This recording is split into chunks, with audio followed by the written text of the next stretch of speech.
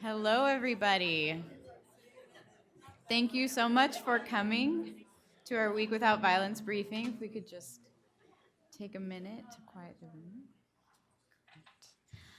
Well, hello again, and welcome to YWCA's Week Without Violence congressional briefing. My name is Morgan Brand. I am the Government Relations Manager at YWCA USA. As you know, Week Without Violence falls within Domestic Violence Awareness Month and provides the opportunity to engage communities across the country in conversation on gender-based violence. I invite you to join in this conversation today on social media by tagging at YWCA USA or using the hashtag WWV18. And this will allow you to comment on what Week Without Violence means to you. Before we get started, I would like to thank the Bipartisan Working Group to End Domestic Violence for leading the Honorary Congressional Co-Host Committee for this briefing and for hosting monthly events to raise awareness around domestic violence and the policies that support survivors. I'd like to give a special thanks to Representatives Debbie Dingell of Michigan and Costello of Pennsylvania for their amazing staff for their recent introduction of a bill to strengthen the health titles within the Violence Against Women Act. Finally, thank you to Senators Lamar Alexander and Bob Casey for their continued support of their local YWCAs as well as this briefing. Our featured speaker today is Congressman Jamie Raskin. Since his days as a state legislator in Maryland and as vice-ranking member in the House Judiciary Committee, Representative Raskin is acutely aware of the importance of the Violence Against Women Act. In fact, he was an original co-sponsor of the bill that's currently in the House, H.R. 6545, which would reauthorize VAWA with several key improvements and protections for the victims and their families. This bill is supported by YWCA and a coalition of organizations that make up the National Task Force to End Sexual and Domestic Violence. We are so pleased that he could join us today. Please help me welcome Congressman Jamie Raskin.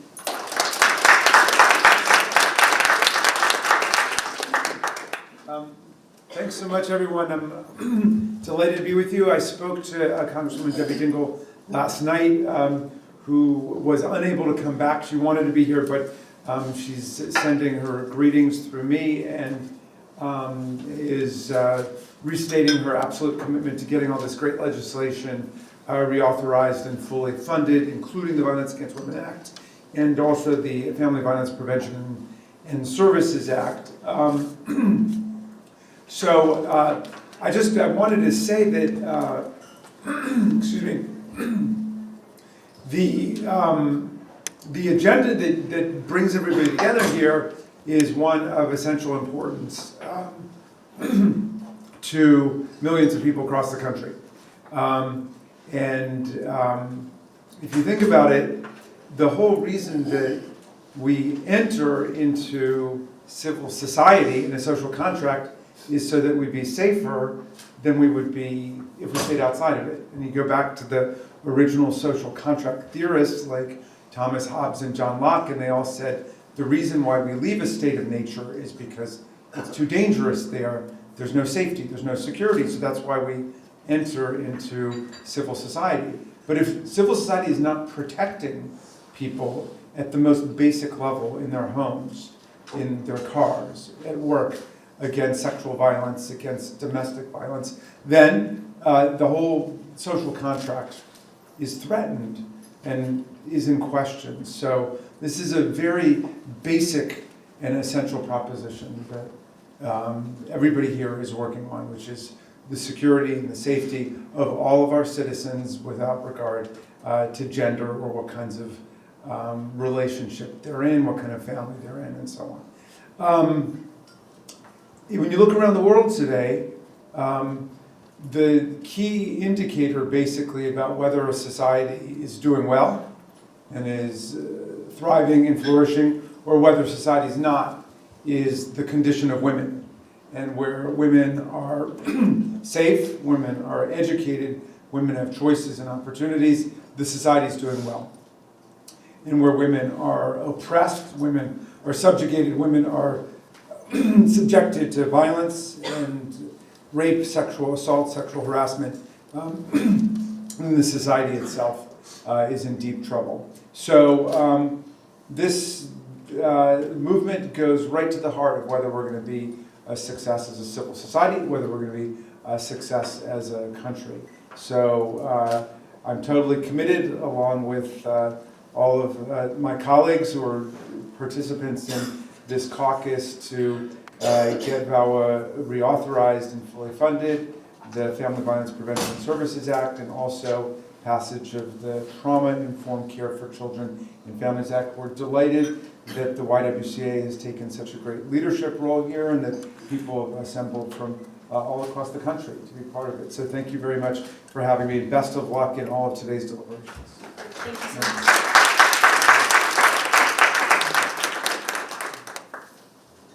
Thank you again, Congressman Raskin. Our moderator today is Catherine Bean, the Vice President of Public Policy and Advocacy at YWCA USA. Her extensive background in social justice, I can think of no one better to lead our discussion with our amazing panelists. Everyone, Catherine Bean.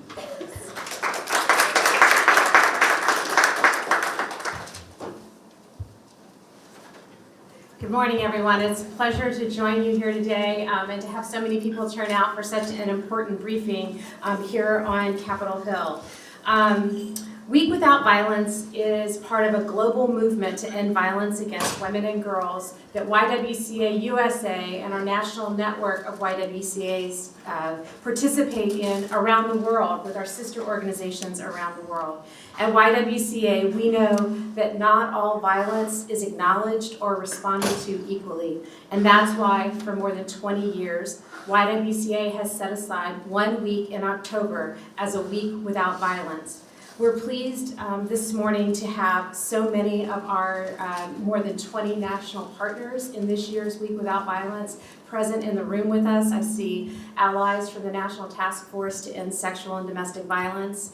I see a colleague from Girls Inc., Futures Without Violence. The Women's March has been very supportive, as has Ultraviolet, and our partners at the National Partnership for Women and Families and the National Women's Law Center, and many more. So thank you all for your support. One of the things that I wanted to highlight as we get started this morning is a new report that YWCA issued on October 1st called What Women Want 2018. In partnership with a bipartisan polling firms of American Viewpoint and Lake Research Partners, YWCA conducted a survey of more than 1,000 women across the country, oversampling African American, Latina, Native American, and Asian Pacific Islander women in order to assess what top concerns and priorities women have in our nation. What we found is really no surprise in some respects, but it was great to have it documented as we come into Week Without Violence, that there is such broad and deep support among women that Congress should act to renew the Violence Against Women Act. Agreement with Congress taking action on this issue is so high that our researchers tell us that acting on violence against women and concerns about gender-based violence operate like core values for a broad swath of women in this country. Renewing VAWA is a legislative priority that 75% of women strongly agree with and that 89% of women overall agree with. And that crosses age, race, and political party affiliation. In light of women's responses to various questions related to gender-based violence, it's really no surprise that support for renewing VAWA is so high. 2 in 5 women reported experiencing discrimination because they are women. And more than 1 in 5 women are very worried about having access to job-protected safe leave. Safe leave is job-protected leave that you should be able to take to access legal, medical, and other needs after experiencing sexual or domestic violence. Over a quarter of Black women, Latinas, and Asian Pacific Islander women also reported being very worried about sexual harassment at work, an issue that VAWA directly addresses. And support for VAWA may also be linked to a top concern for Black, Latina, API, and Native American, white, and millennial women, keeping themselves and their families safe from gun violence. Other research confirms that women's experiences of gun violence are inextricably linked to domestic violence. And it's that linkage to domestic violence that makes us know that reauthorization, renewal of VAWA, of FIPSA, the Family Violence Services and Prevention Act that Representative Raskin mentioned a moment ago, and the Trauma-Informed Care Bill are top legislative priorities for women. What many end up being surprised by is that besides having been around for 160 years, we just celebrated our anniversary actually, YWCA is the largest network of domestic violence and sexual assault service providers in the country. And each year we reach 535,000 women, girls, and family members through the services that our local YWCAs provide across the country. We are incredibly pleased to be working with our allies in the National Task Force to End Sexual and Domestic Violence on VAWA and FIPSA renewal. These are lifeline statutes that provide the resources that are needed at the ground level to ensure that prevention programs are in place, that survivors, when they do experience violence, have the resources that they need to find safety, and to help make sure that as a community grows, they're able to handle the challenge of sexual and domestic violence that is still unfortunately too much a part of our lived experiences. In order to help us highlight 3 steps that Congress can take to realistically this year advance an agenda that addresses the concerns of prevention and support for survivors, safety and support for survivors of violence, we have brought in 3 of our local associations, our local YWCAs, who are literally boots on the ground delivering services in their communities day in and day out. And these 3 programs are really representative of other programs within the YWCA network, as well as other nonprofits who are doing this work on the ground. And our goal here, for all of you who are congressional staffers, and then for others who are advocates and interested folks, is to help illuminate why these critical statutes are so important. The difference that VAWA and FIPSA make on the ground, and the difference that the Trauma-Informed Care Act could make if it were passed. These are legislative priorities that have strong support among women and across this country, and we want to illuminate for you why they are so important and the stories that really bring to life the difference that they make on the ground. So joining us today are Mary Quinn, the CEO from YWCA Greater Harrisburg in Pennsylvania, Jan Lillian and Adela Caceres from YWCA Union County in New Jersey, and Sharon Roberson, Shane Foster, and Josiah Peak, who join us from YWCA Nashville and Middle Tennessee. So with that, I'm going to sit down and start asking questions to the panel. Please know that there are a number of resources available to you in the packet that you picked up. There is a summary of the What Women Want report that I briefly talked about this morning. The graphics that you see floating through are part of our Why Women Vote campaign on social media. We are trying to lift up and highlight the importance of domestic violence to women, and that we want solutions on domestic and sexual violence throughout this Get Out the Vote season. So we'll have these looped in the background, and you can join us online and tweet with us at Why Women Vote throughout this Get Out the Vote season. Other resources include bios on the speakers, and a one-pager on each of the local associations that we're highlighting today that'll give you a sense of what they do and the federal funding that they receive. Okay, so those are resources in your packet, and with that, I'm going to sit down and start asking the first question. All right, so to get us started, Mary, I would love to start with YWCA Greater Harrisburg, and to hear from you about YWCA Greater Harrisburg's work with survivors, the kinds of people you see coming in your doors and the services that you're able to provide to them. Sure. Thank you, Catherine. And thank you everyone for being here. The YWCA Greater Harrisburg is located in the capital city of Pennsylvania. We have about an 80,000 square foot facility with 110 beds for women and children.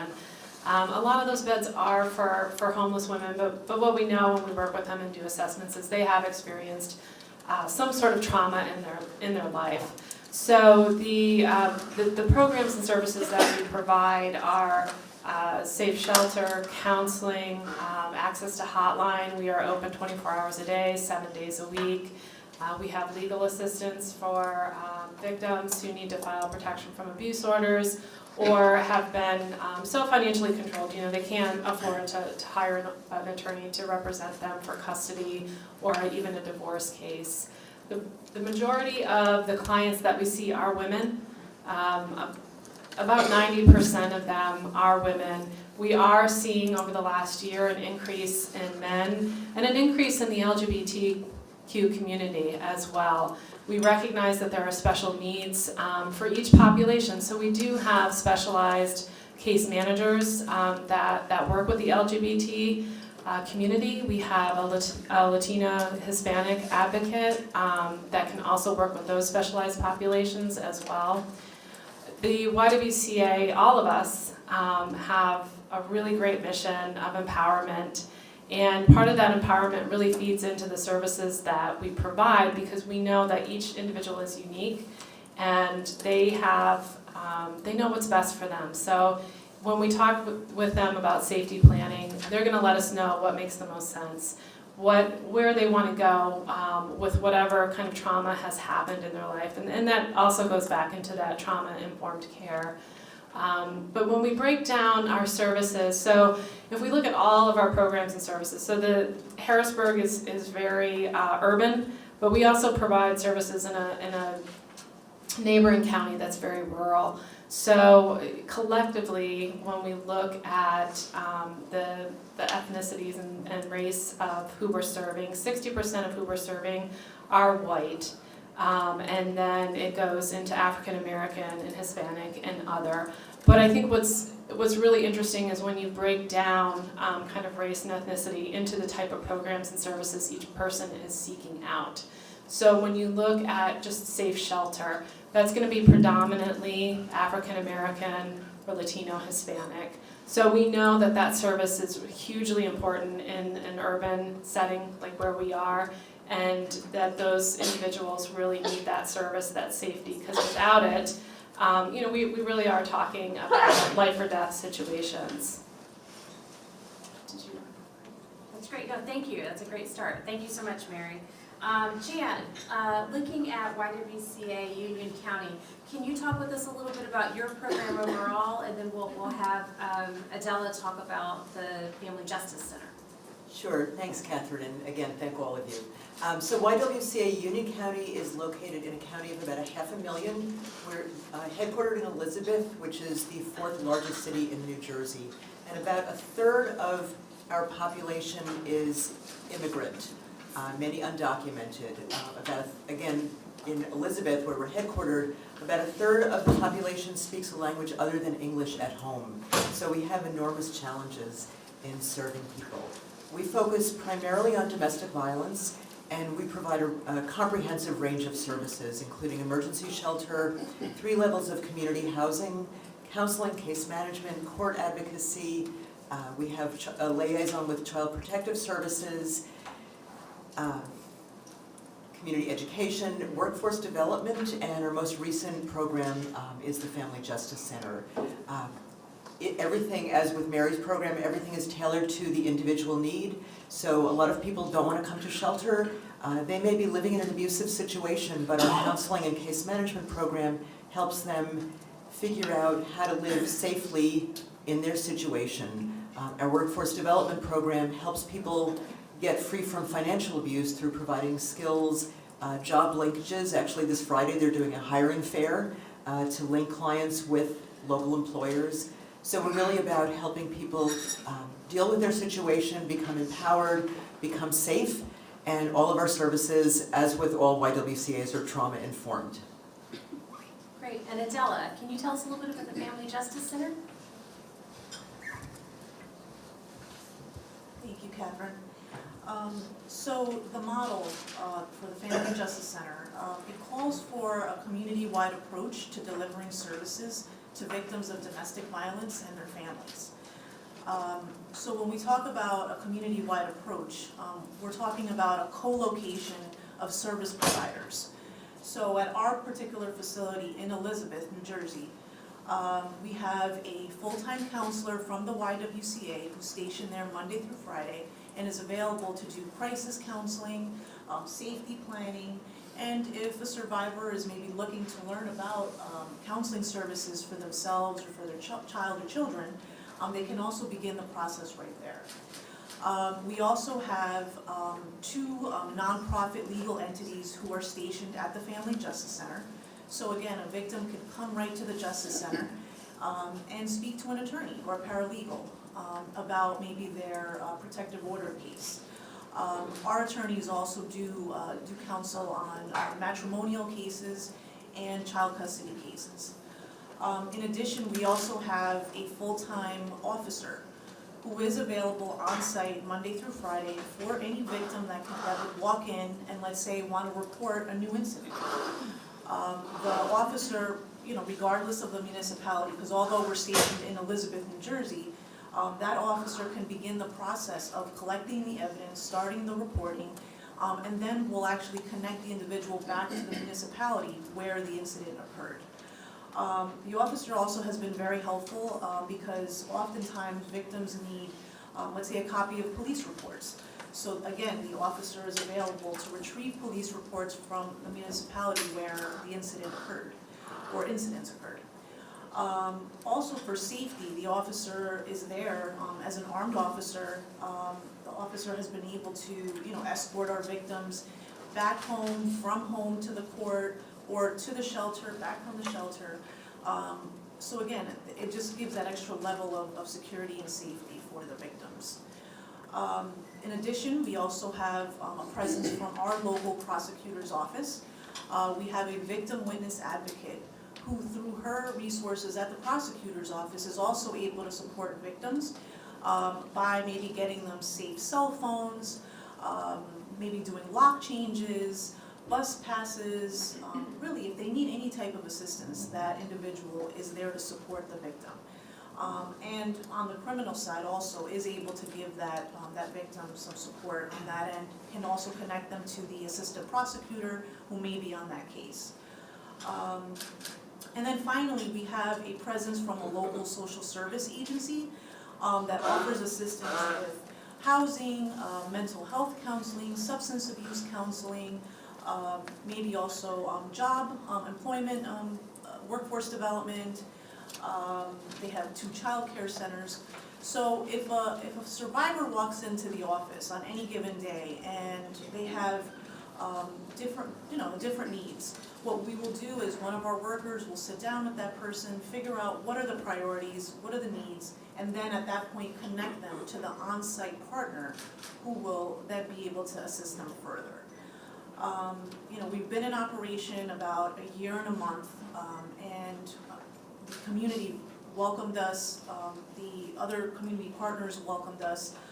We've served over 500 victims, new people, in this first year and month, with folks that are also returning for additional services. And we've served about 200 of those thus far and counting, and our numbers continue to grow every single month. In terms of the most, sought out services, just as I mentioned, it's legal advice and counsel, it's counseling services, housing assistance, and also case management.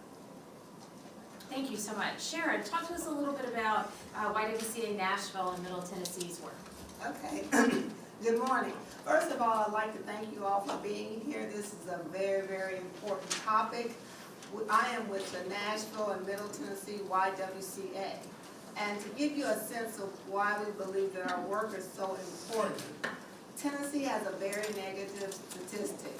We are 5th in the country at the rate in which men kill women. And we in Tennessee have to own that, because that is a very troubling statistic, and we take that into all of our work. The Nashville and Middle Tennessee YWCA has been in the community for 120 years. 40 of those years we have given direct domestic violence services. We operate a 24-hour crisis line, and that offers services to victims of domestic violence. A lot of that is done with our local police force. We have a lethality assessment program that we have rolled out throughout Nashville, and that allows for the police officers to, when they are on a domestic violence call, to directly put a victim, if they choose, in contact with our crisis line.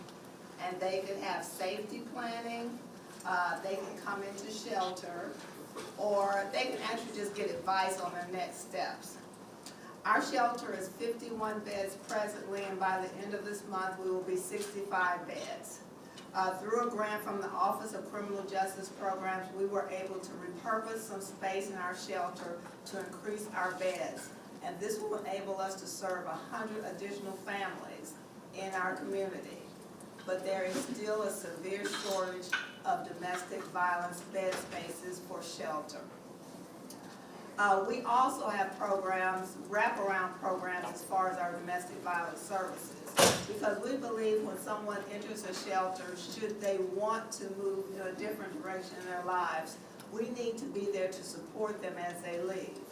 We have transitional housing support services, and we have a volunteer-led initiative called Renew, and we actually house and service and decorate apartments so that when an individual leaves our shelter and moves into transitional housing, they go into a household that is fully furnished and also has their rooms and has everything that they need to really set up a new household.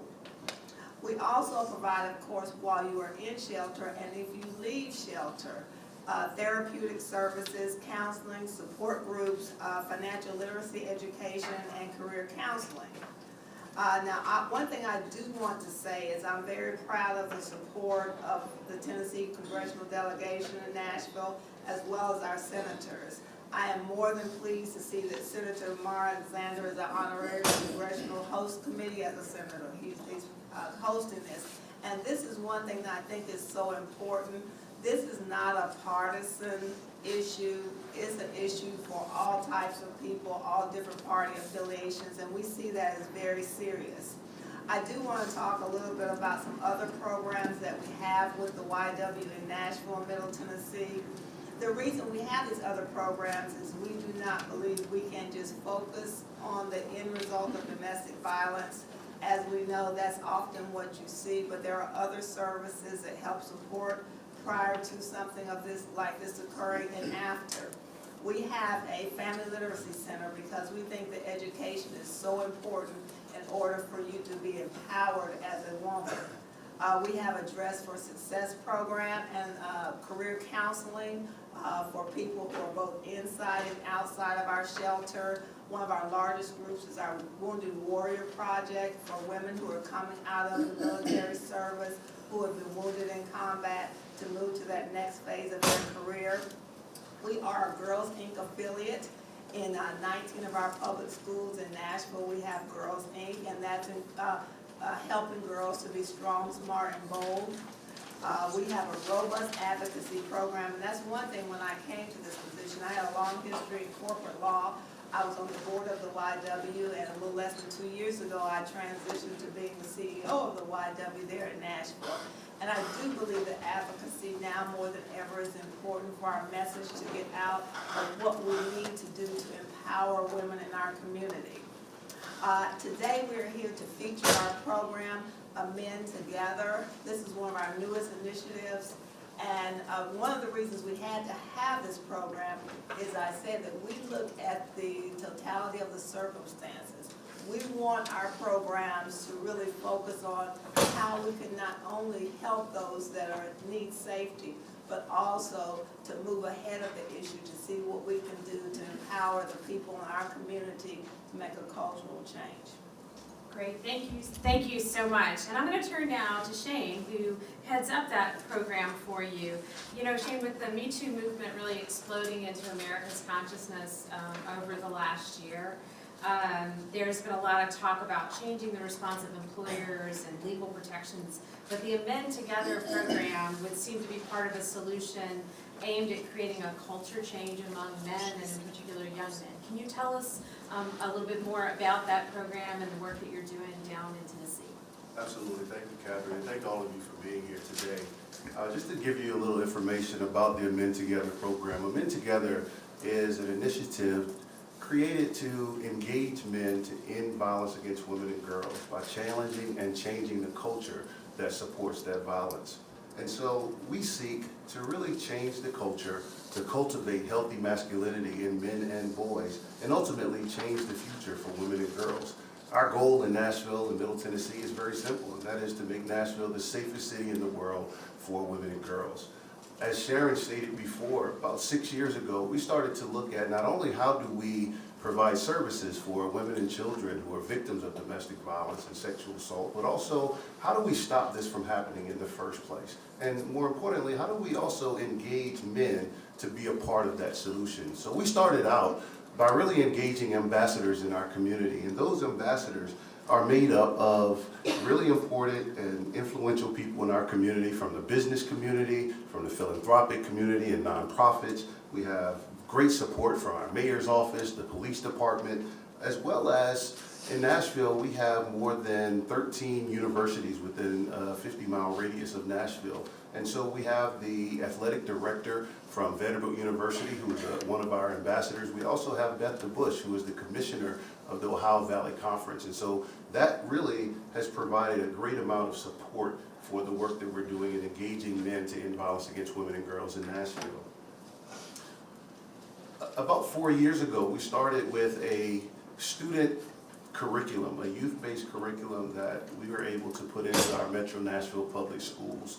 And that work is critical because we have an opportunity every day to work with more than 500 boys to teach them about healthy manhood and masculinity. What does it mean to be a young man who values and respects women and girls? Because it's not just solely about making sure that they're safe. And so this year, we're proud to be in 18 schools. 4 years ago, we started off with two, and that's in large part because of our community support from the ambassadors that we're working with.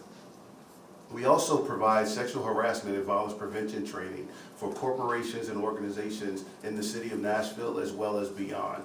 We've had the great opportunity to train more than 5,000 adult men and women across this country, talking about how to make sure that our places of work and our places of worship, where not only are women safe, but they're also valued and respected, creating a safe space for men and boys particularly to engage in that conversation and talk about how they can join the Me Too movement and be a part of cultural change.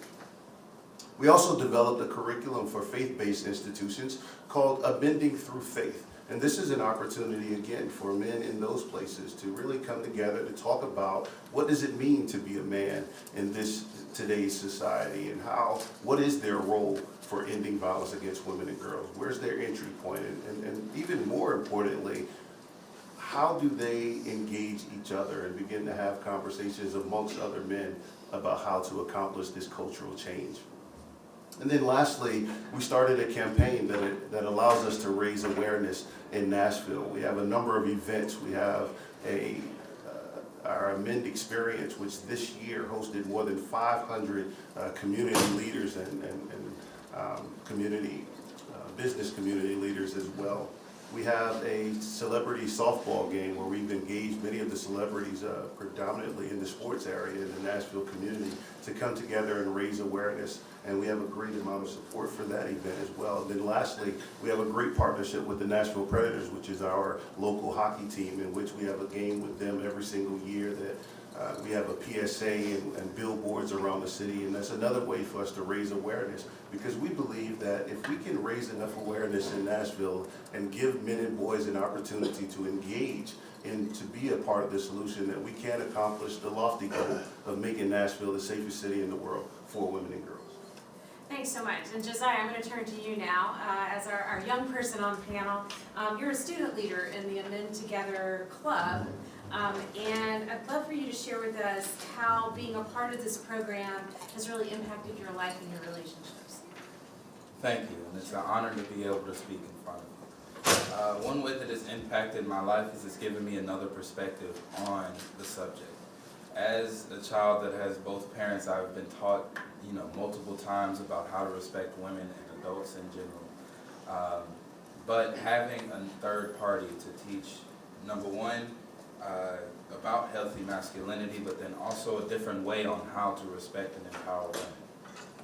It's one thing to get it from the house and in the safety of your home, but then it's also another place to be able to learn from experience and also from people who know what they're talking about. Being able to have the Amend program has definitely impacted not only me, but the people at my school.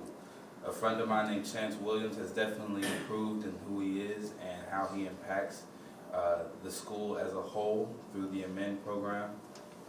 It's definitely impacted me, and not only the football locker room, but also on my lacrosse team, and just in school in general. And it's helped to not only be educated on, you know, the issues that are going on in Nashville, but also how to speak against them when they are seen, and not only in the schools, and not only on the football and lacrosse teams, but also in public, in the street, when I'm eating dinner, you know, just anywhere in general where it needs to be spoken about. It's easier to speak about because I am in the men program. I want to stay with you two for a moment, because one of the things I want to talk about, next is really each of these programs, like many others around the country, receives federal support to do the programming that they do, right? Some of that's detailed on one of the handouts that's in your packets. Talk to us a little bit about outcomes, because when we're talking to congressional staffers, raise your hand if you're a congressional staffer here. I think there's a thank you. There's a good number of you here. You know, we want to be able to share with them what happens, like what's the outcome of this investment of funds? What is it really? What's the difference it makes on the ground? So whether that's through a story about somebody or even data that you might have, we'd love to hear a little bit about the outcomes of the Amend Together program that you're seeing. Absolutely. So one of the things that is very important to us is that we're reaching a critical mass of individuals in the city of Nashville. And through our clubs, as I mentioned, we've gone from impacting 200 boys in year one to impacting more than 500 boys this year. And that is showing that 80% of those boys are seeing a change not only in their behavior, but their attendance in school and in their academic performance. More than 75% of our students report having an increase in their awareness about violence against women and girls, but also an increase in their knowledge of how they can be a part of the solution.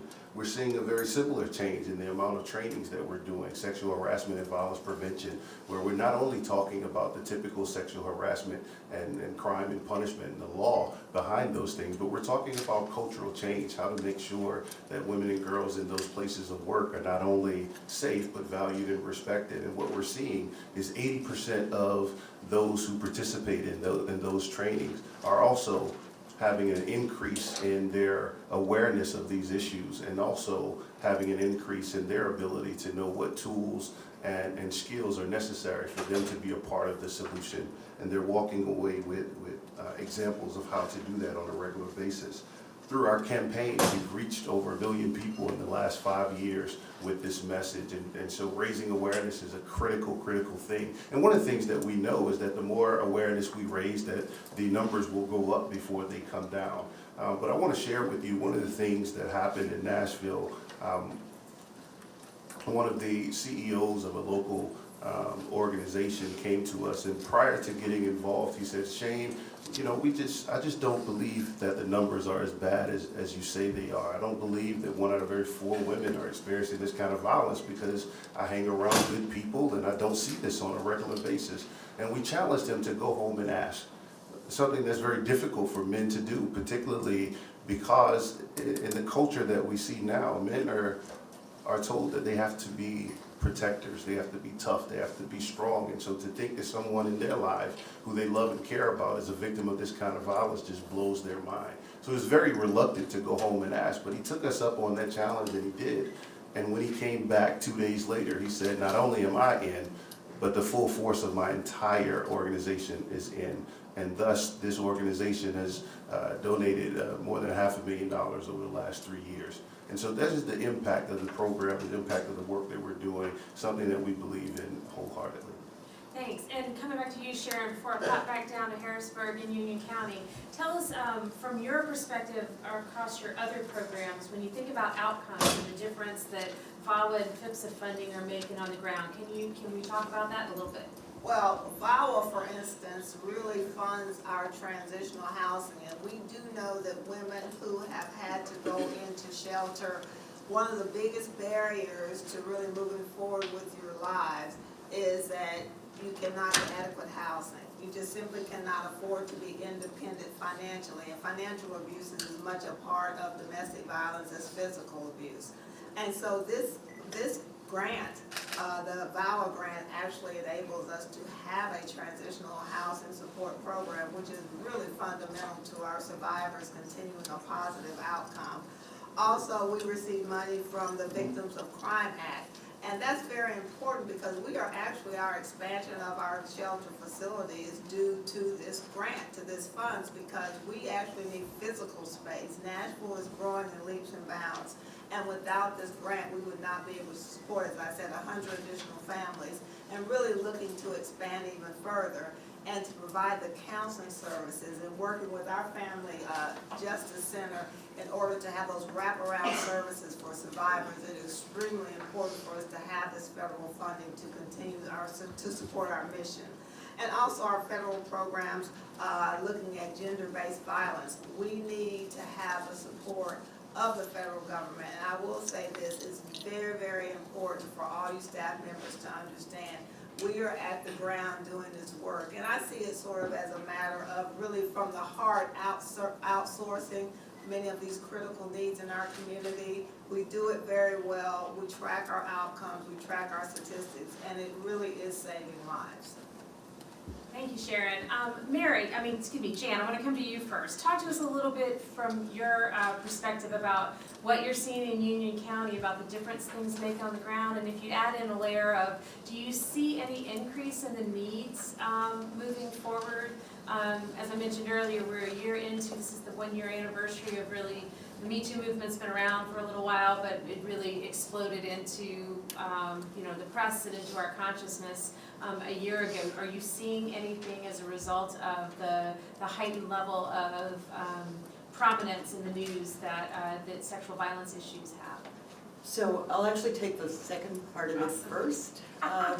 So while we see more expressions about the Me Too movement, and we know that our hotline calls are increasing, we're not actually seeing an increase in survivors coming forward, survivors of domestic violence coming forward to reflect that.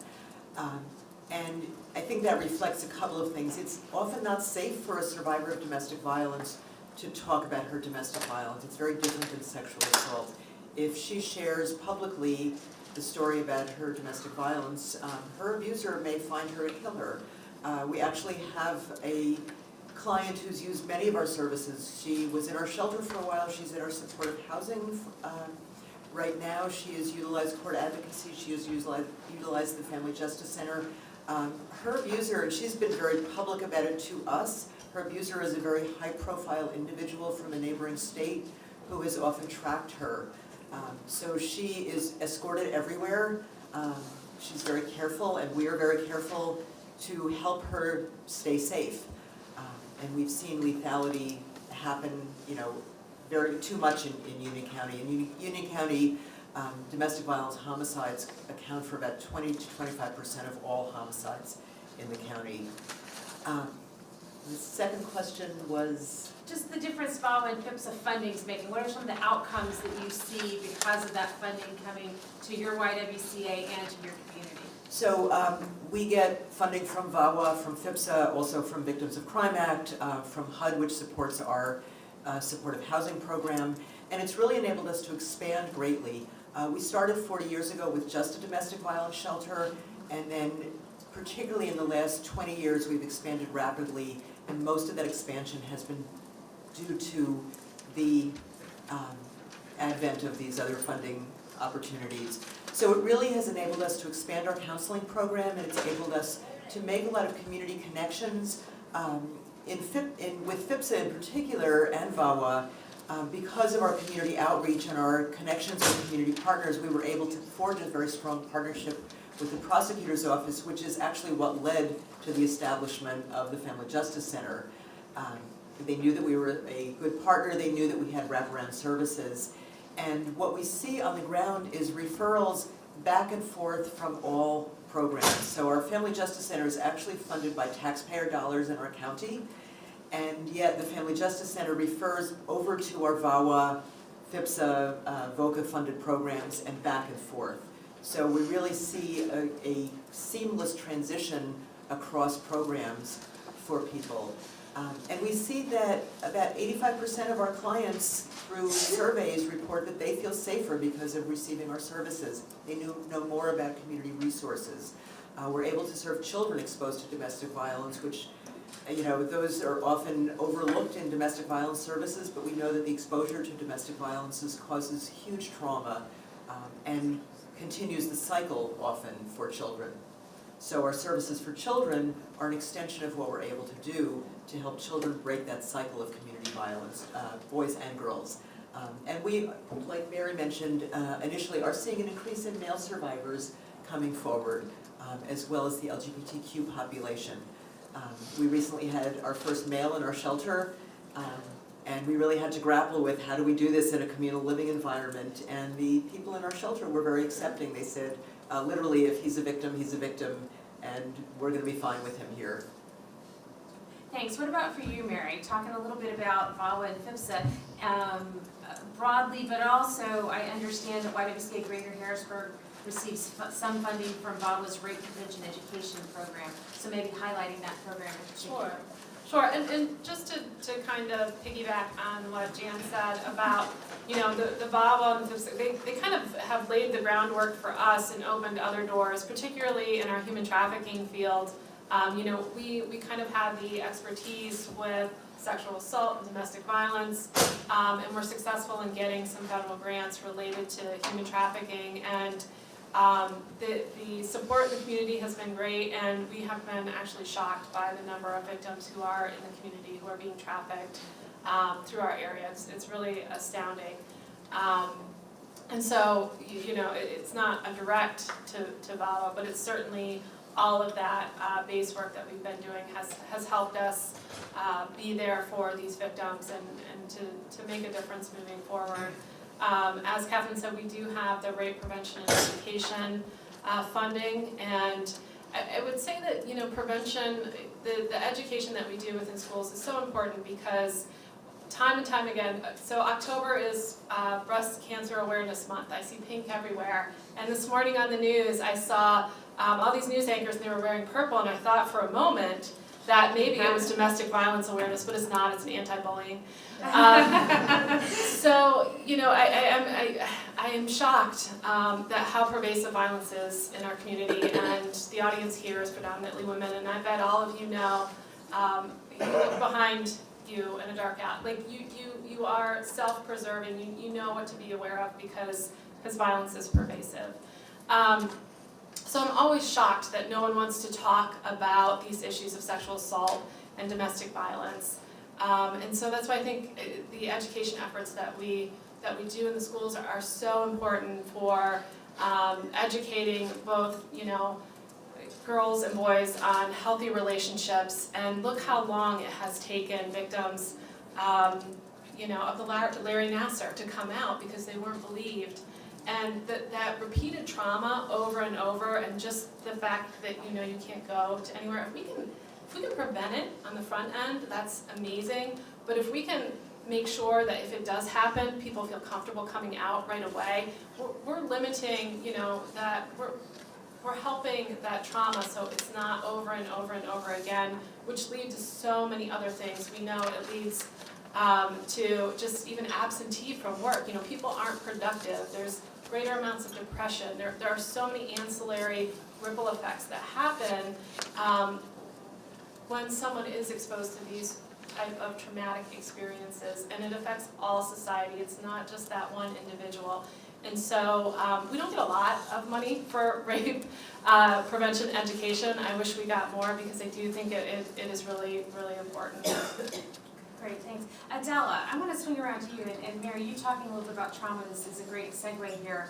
The Trauma-Informed Care for Children and Families Act is among the pieces of legislation that we're highlighting here, and that we're calling on Congress to take action on.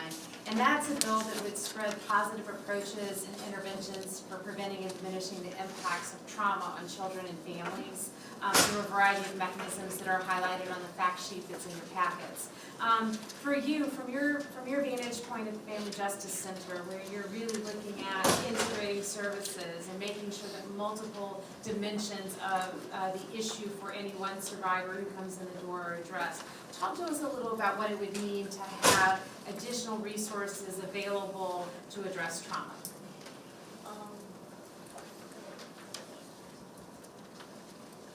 So maybe what I could start off with is kind of a story of a survivor that has kind of fits that picture of receiving integrated services.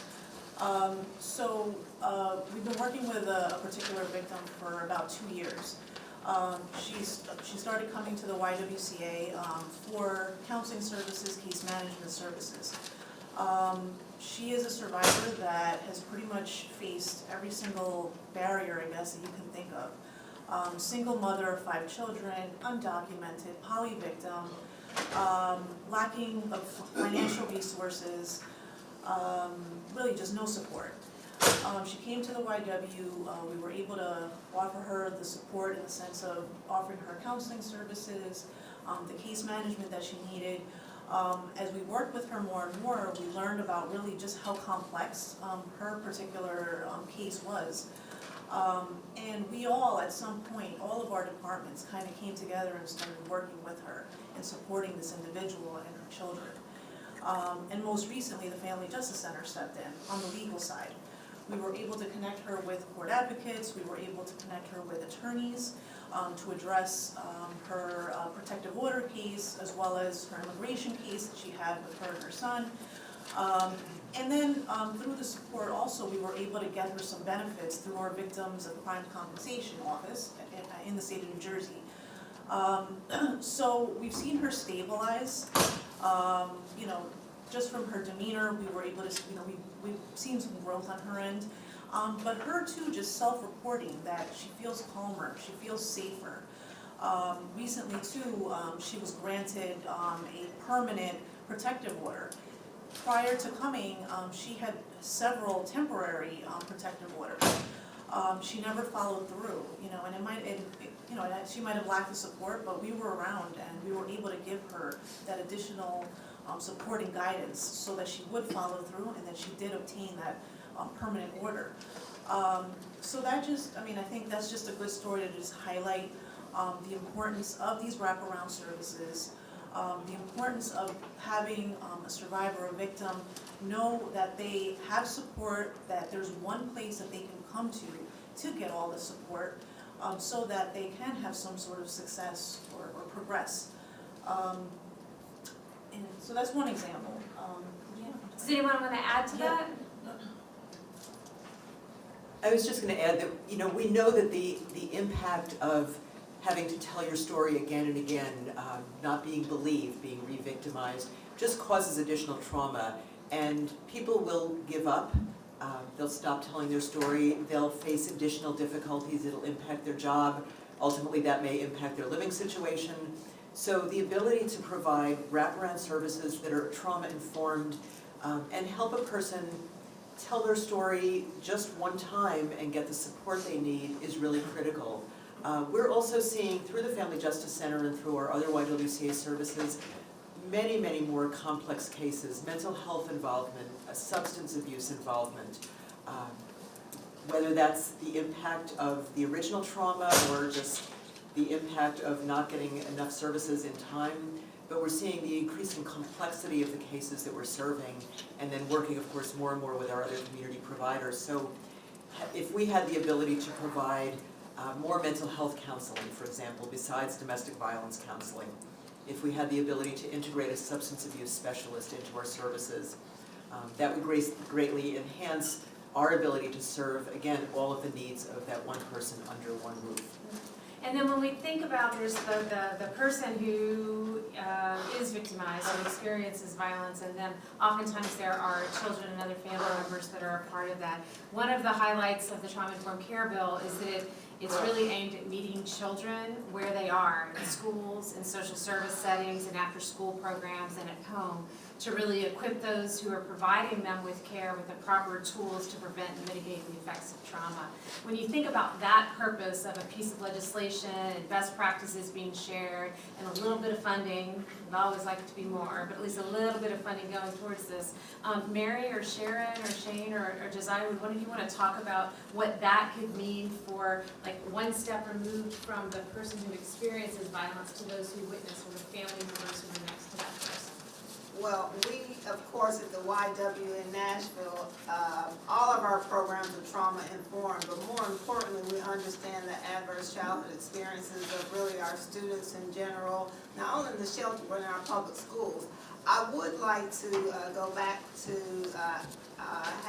#MeToo, because it's very important. We do believe that it is important to hear, of course, the voices of survivors, but more importantly, we need to educate the public, especially the children in our schools.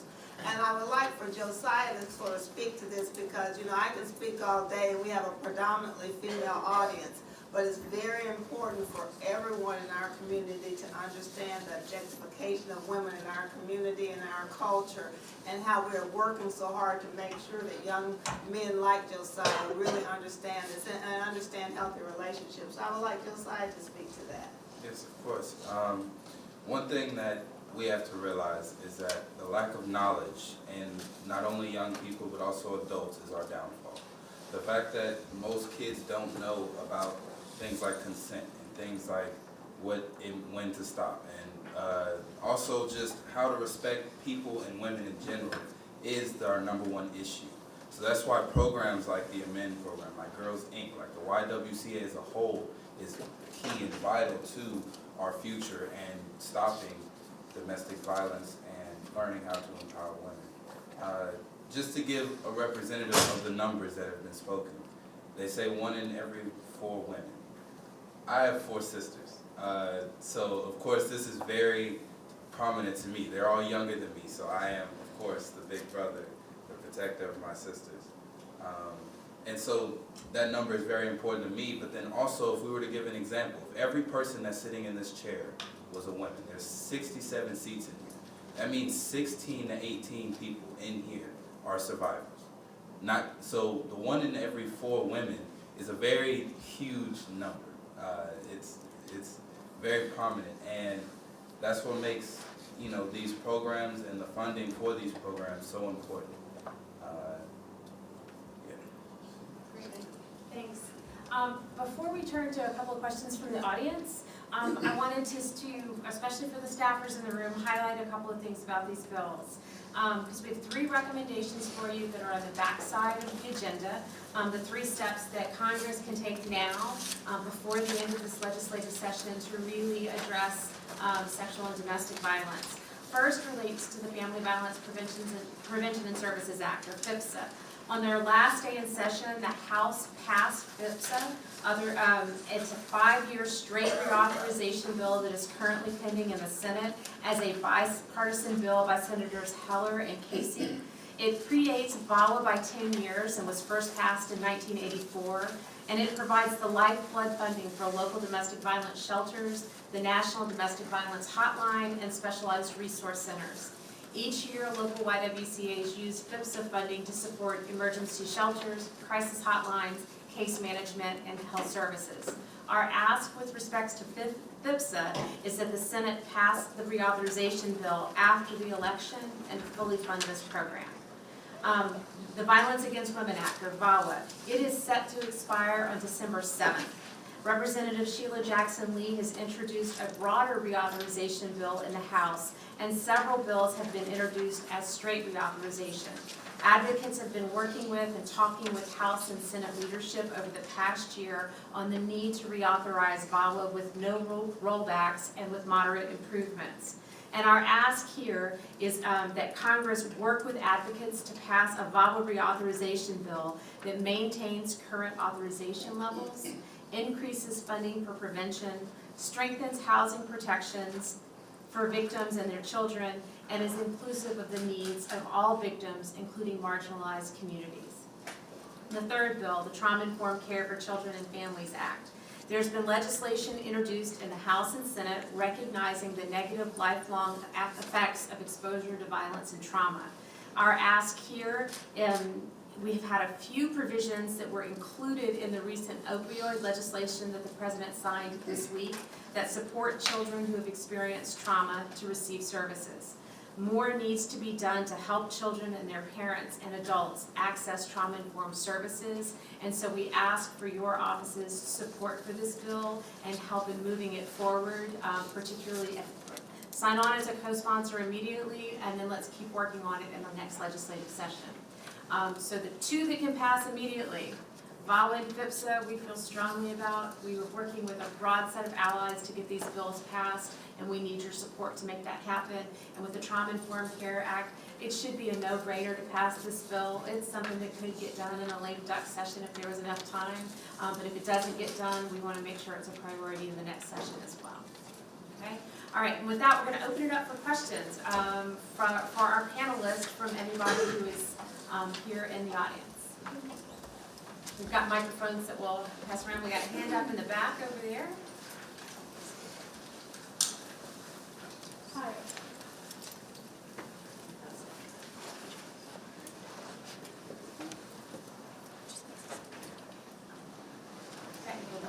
Hi, you spoke briefly about one of the people you're helping, an undocumented immigrant, and obviously undocumented women are some of the most vulnerable people in the country when it comes to sexual assault and domestic abuse. So I was just wondering, how are you approaching this problem of women that are too scared of being deported to report their assault and the abuse?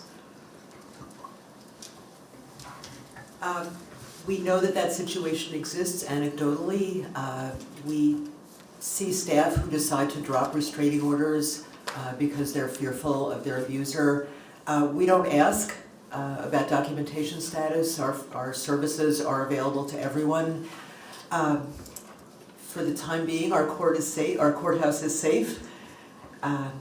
And we help. We work with a network of other attorneys who provide immigration assistance to help people get U visas. We provide the support letters for counseling.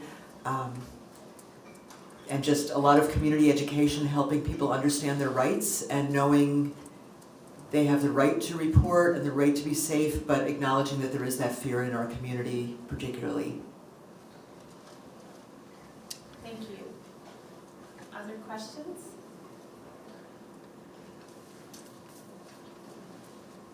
Got one in the back. Hi, thank you. Hi, I'm Insaf with Representative Lawrence's office. I was wondering if you could speak more about how your all's offices work with LGBT populations. They are small populations, but they do deal with sexual violence and assault. So I was wondering if you could speak a little bit more to that. Mary? So we have a strong partnership with our local LGBT center. We actually have, MOUs in place, and we even have a really robust program where our LGBT center is helping us identify at-risk youth to then pair them with a mentor that we would provide within the community. So that person is working with that LGBTQ youth person because we know that they have risk factors that some other youth do not, and they're more likely to be targeted for those type of violence, sexual assault, or even human trafficking. So we actually write our LGBT center into some of our grants to be able to help fund them and make sure that they're supported within the community. Anyone else? Well, I can just say very quickly, we collaborate with the Oasis Center that has a program for LGBTQ youth, especially many who are homeless or have, are runaway from their homes. And so we provide as much support for them. And one thing that we did do is educate the YW staff themselves on the issues that are specific to the LGBTQ community. I'll add to that really quick.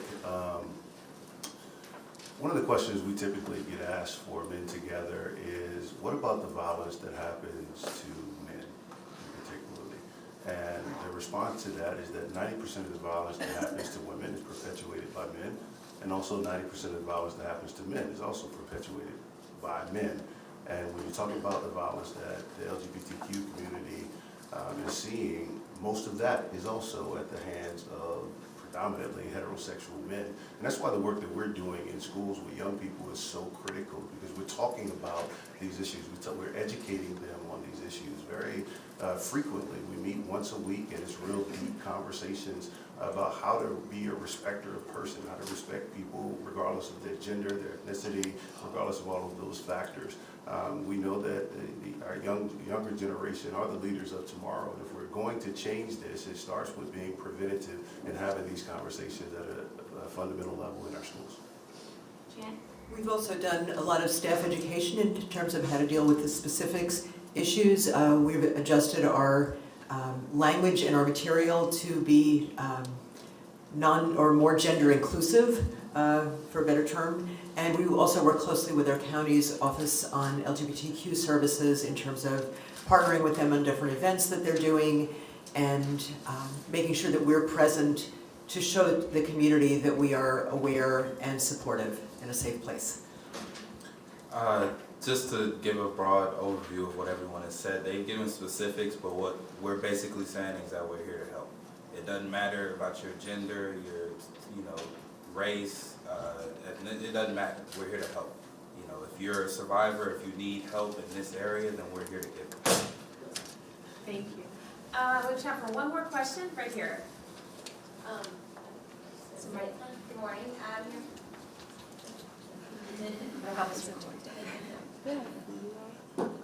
Thank you. Well, thank you all for being here. I'm from the office of Representative YWCA, and I have a question for Mr. Foster. I'm assuming that most of the men and boys that you help already recognize that this is a problem, and I'm just wondering how you target the male population that doesn't recognize that this is a problem, or that probably I don't want to say benefits, but engage in these types of activities. So how do you target that population? That's a great question, and thank you so much for asking that. Give you a little bit of history about myself, right? So I played basketball in college. I'm an all-time leading scorer in Vanderbilt basketball history. I played in the NBA with the Dallas Mavericks and overseas in Italy, Belgium, and Turkey. And so I grew up in New Orleans, Louisiana. So I've literally seen what happens in the underserved communities. I saw what happened in Vanderbilt and with some of the most prestigious people in the world, and then I've traveled the entire world. And so what I've been able to see is that this issue of violence against women and girls affects every single person, right? So when we talk about these statistics, you have to make it real for the men and for the boys. And so I talk about what I've seen. I talk about the fact that even though I'm traveling around the world talking about this issue, I also have 4 women in my immediate family who are victims of this kind of violence. And I create space for men to come and share where they're not going to be judged, they're not going to be ridiculed. We create opportunities for them to be vulnerable and let them know that that's okay. Many times in our society, we shut men off when they express emotions. And that starts at a very young age. We talk about little simple things like the fact that men aren't supposed to be able to cry. And as I travel and I talk about this and I ask the question, at what point were boys and men told that they can't cry in public? Most of them answer and say 5th and 6th grade or 8 years old, right? And for women, cry whenever. My wife was studying to get her master's degree, and she came home and she was crying about a grade that she got. And I didn't go to her and say, hey, you need to man up. What's your problem? It doesn't happen, right? But for men, that happens very early. So we have to be intentional about creating safe spaces for men to come and talk about these issues. And when we've done that, we've had young boys who come up and say that this is so critical to my development as a young man, because I have a mother who was raped at a young age. I have a grandmother who was in a domestic violence relationship, or I don't have a mother in my life because she was killed by my father. And these are the things that we're hearing from our kids, but even from our adult men. I remember doing some work in Montana, and there was a man who was a military veteran who came up to me and he said, I appreciate you giving this message because you spoke right to me. He said, I stayed in a violent relationship myself where I was being abused by the woman, and I stayed there for 7 years for the sole reason that I couldn't admit to my friends and my family that as a man who was supposed to be a manly man, that I'm being abused. That's a reality, and so you have to be very intentional about creating those spaces for men to open up and share, and once they do, then you engage them to be a part of this larger goal, which is ending violence against women and girls. So just a tiny follow-up before I wrap up. What I hear you saying is you're creating opportunities. You're not necessarily targeting people who might already be on board with the learning, but you're creating space for anyone and everyone to show up and learn, and then you take folks where they are, so we talked about at dinner. Absolutely, you know, whenever you create that opportunity and create that space, I mean, even, you know, Josiah is a prime example. What we're hearing from middle school and high school boys is that they don't have any other place to have this kind of conversation. So of course we do our recruiting on the front end and try to get everyone in the school to come on board. But once the other kids hear that this is a space where you can come and talk, and we're not lecturing to you, our curriculum is almost 100% discussion based. So we're being able to hear from these kids, what are they dealing with? We talk about trauma-informed care, we talk about ACEs, and all the things these kids bring to the table. All of that contributes to their actions and behaviors. Once you get them to open up and share that, then it's easy to alter that behavior. It's easy to alter their mindset and their behaviors. And so that's what we do. And this is something that, you know, I know we like to pinpoint what specific demographic that we're targeting. But the thing that I love about the work that we're doing is this is something that all men fit into. And if you look at our board, you look at our ambassadors, the people that are doing our work, we literally have every gender, every ethnicity, every class represented, because this is something that impacts every single one of us. So as we wrap up, I want to thank everyone here today for joining us. Please, congressional staffers, take our asks back to your office. We are available to answer any questions, to come and meet with you, to do whatever we can to help advance these pieces of legislation. Thank you for your time this morning, and thank you to the incredible leaders from YWCA's who have